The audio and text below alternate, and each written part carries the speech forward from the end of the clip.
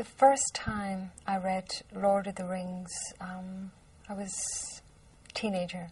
I was drawn to it, I suppose, because of, having a grandfather who told me a lot of stories, mythology, and I was very drawn to it because of this, and just picked it up. Despite it being a very big book, I could not put it down once I started to read it. I've read it several times since and have to say it is my all-time favorite book. There are people who haven't read it, but a lot of people know about the story, and it's kind of, when you talk about Lord of the Rings, people will say, oh, I read that so many years ago, or I've always meant to read that, that book, so you always get that reaction. Everyone knows about the book.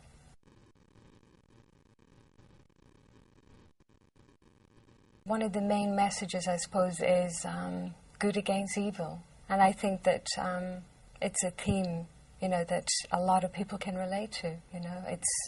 It's there in mythologies and history. It's always been there. So it's something that people can, I think, relate to.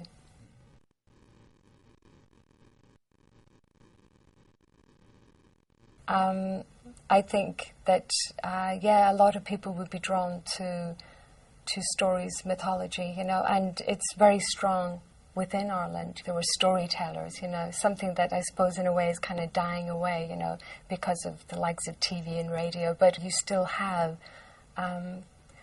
quite a strong sense of people still loving, Irish mythology.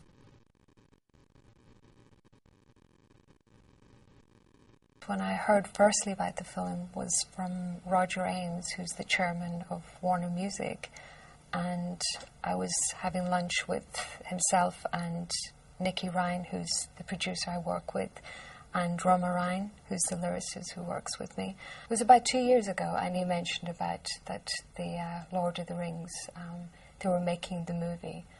And he knew that I was a terribly big fan, and so was Roma, and kind of mentioned about, would we be interested, and it was like, of course, I would love to be involved, but at that stage, I was working on my own album, and I really didn't know how it would work out. Would it happen? Would it not happen, But then it was the beginning of May, and that was kind of, I had been promoting A Day Without Rain for the last sort of 7 months, and it was coming up to the end of the promotion.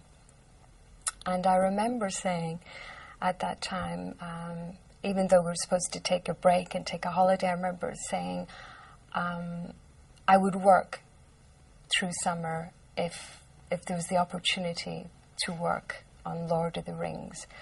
And the call actually came from the director.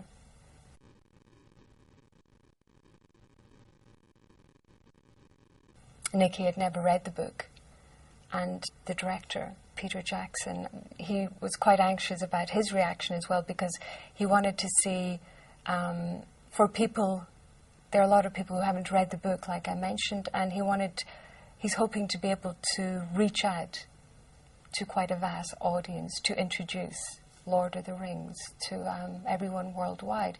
They actually had done a very rough edit of the film, and we were the first 3 outside of the people who were involved, in the movie to actually view it. I could see he was quite anxious to see what the reaction to what we felt, because he knew I was a big fan, and he was quite anxious to see how I would react. And I have to say it works, definitely, because it was just wonderful.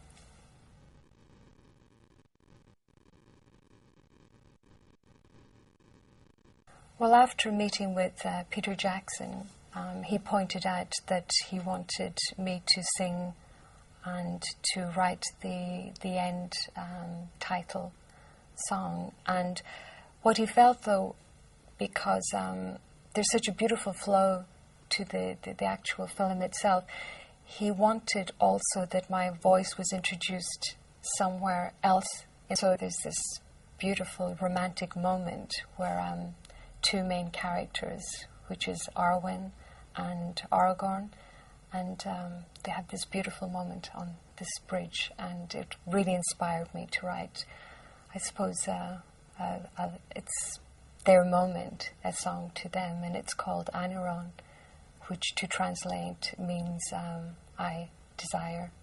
I didn't feel any pressure, that actually the inspiration, because of the visual, was so beautiful. It was there with me when I went to write that melody. The other song, May It Be, the end title, because it wasn't with a visual, I didn't feel, too pressurized, but I did have an idea as to what direction Peter was hoping, that the song would veer in.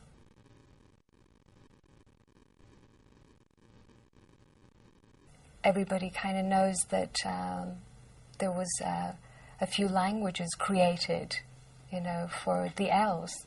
Roma immediately, she knew what language they actually spoke. It's a forbidden language that the elves spoke only amongst themselves in Rivendell and at St. Aaron. And she thought it would be really beautiful if the song was completely sung in this language. And this is a language that has been created by Tolkien himself, as well as with the Quenya. And what was nice was we were able to use the Quenya for the end title for the song May It Be. So it was really exciting, because it's the first time it's been done. While I was writing the music, she was really sort of studying these languages. But what was interesting for me was because of my first language being Gaelic. I had...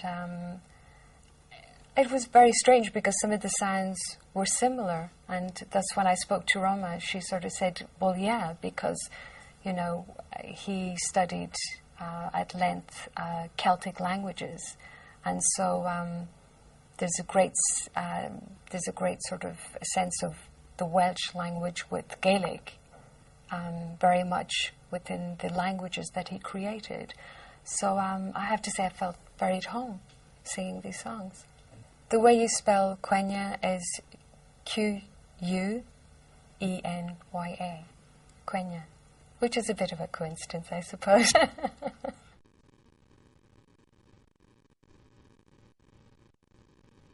It was all shot throughout New Zealand. I'd say quite a bit of it was in Wellington itself. That's where Peter Jackson is based.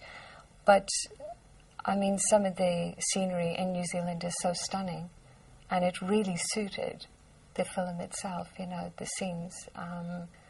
I don't know if it could have been shot anywhere else.